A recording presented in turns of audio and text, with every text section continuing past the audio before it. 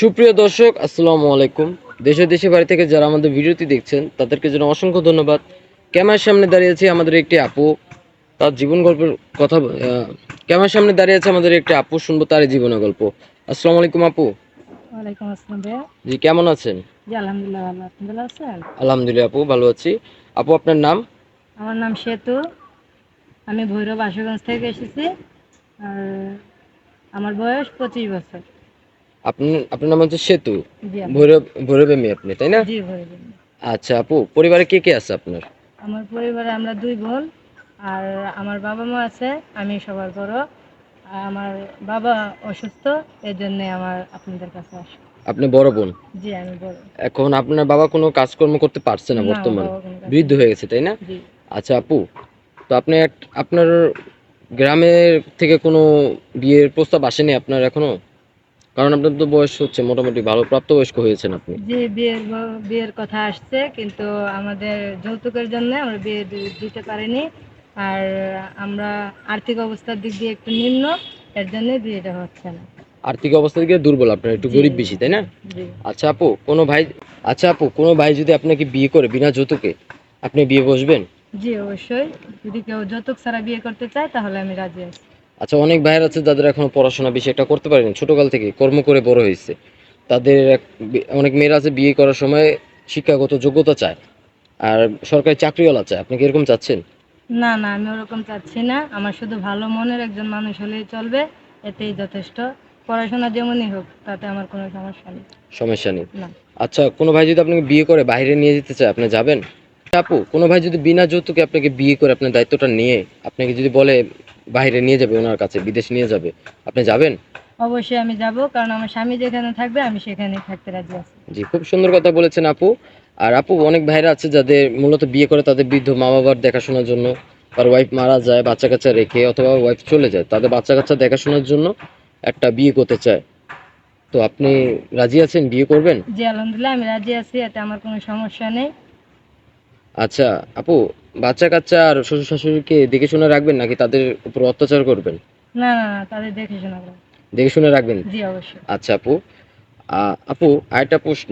অনেক ভাইয়েরা আছে যারা মনে করেন ওয়াইফের বাচ্চা কাচ্চা হয় না, একটা বাচ্চা কাচ্চা করার জন্য একটা ওয়াইফ চায়, তাদের ওয়াইফটাকে তারাও প্রেজেন্ট রাখবে। দুইটা বিয়ে, মূলত দুজন বউকে নিয়ে তারা সংসার করতে চাবে, অথবা তৃতীয় জনকে নিয়ে। আপনি করবেন? জি আলহামদুলিল্লাহ করব, যদি মানুষটা ভালো হয়। মানুষটা ভালো হয়। জি। আপু, বাংলা কতটুকু পড়াশোনা করেছেন? বাংলা আমি 5 পর্যন্ত পড়াশোনা করেছি। 5 পর্যন্ত পড়াশোনা করেছেন। আচ্ছা আপু, ইসলামিক কিছু জ্ঞান আছে বা মাদ্রাসা পড়াশোনা করেছেন? জি আমি কোরআন শরীফ পড়েছি। নামাজ কালাম পড়েন?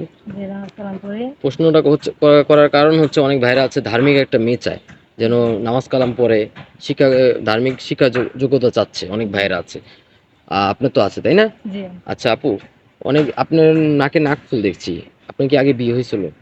এটা নাক ফুল না, এটাকে রিং বলা হয়। অবিবাহিত মেয়েরাও এটা পরে থাকে সাধারণত। জি, খুব ভালো প্রশ্ন করেছে। অনেক ভাইরা আছে যারা বুঝবে না, হয়তো ভাববে আপনার আগে বিয়ে হয়েছে। আচ্ছা আপু, কোনো কারোর সাথে কোনো প্রেমের সম্পর্ক আছে আপনার, বা ছিল না আগে? না না না। বর্তমান আর আগে কেউ নেই?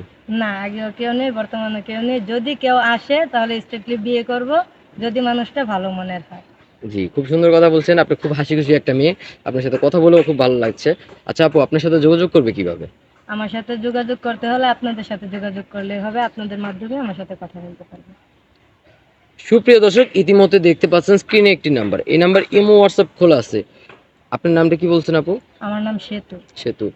সুপ্রিয় দর্শক, ইতিমধ্যে দেখতে পাচ্ছেন স্ক্রিনে একটি নাম্বার, এই নাম্বার ইমো হোয়াটসঅ্যাপ খোলা আছে। কেউ যদি সেতু আপুর সাথে সরাসরি কথা বলতে চান, ভিডিও কলে দেখতে চান, বিনা যৌতুকে ওনার দায়িত্ব নিতে চান, তাহলে আমাদের সাথে যোগাযোগ করবেন। আমরা সেতু আপুর সাথে আপনার কথা বলে দিব, যোগাযোগ করে দিব। কেউ অযথা ভিডিও কল অডিও কল দিবেন না, এই ভিডিও থেকে একটা স্ক্রিনশট মেরে আমাদের ইমো হোয়াটসঅ্যাপে পাঠিয়ে দিবেন, আমরা যোগাযোগ করে দিব। আবারও বলছি, এটা শ্বেতাপুর কোনো পার্সোনাল ফোনের নাম্বার না, এটা হচ্ছে আমাদের অফিস চ্যানেল কর্তৃপক্ষের নাম্বার। আচ্ছা আপু, বিয়ের পর কি শ্বশুর শাশুড়িকে অত্যাচার করে বৃদ্ধাশ্রম পাঠিয়ে দিবেন? না না না। কারণ তারা তো বৃদ্ধ, তারা তো তাদেরকে ছেলে ছেলে মেয়েদের খুব কষ্ট করে বড় করছে। আপনি কি করবেন এসব কাজ? না, আমি এসব কাজ করবো না। বিয়ের পর শ্বশুর শাশুড়ি মা বাবা হয়, আর তাদেরকে দেখে শুনে রাখার দায়িত্বটা তার ছেলের বউয়ের উপরেই থাকে, অর্থাৎ আমার উপরেই থাকবে। জি আপু, খুব সুন্দর কথা বলছেন।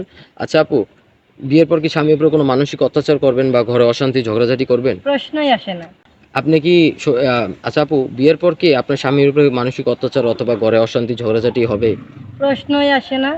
করবেন না? না। তো আচ্ছা আপু, ভালো থাকবেন, আমরা আপনার একটা মনোযোগ দেওয়ার চেষ্টা করবো।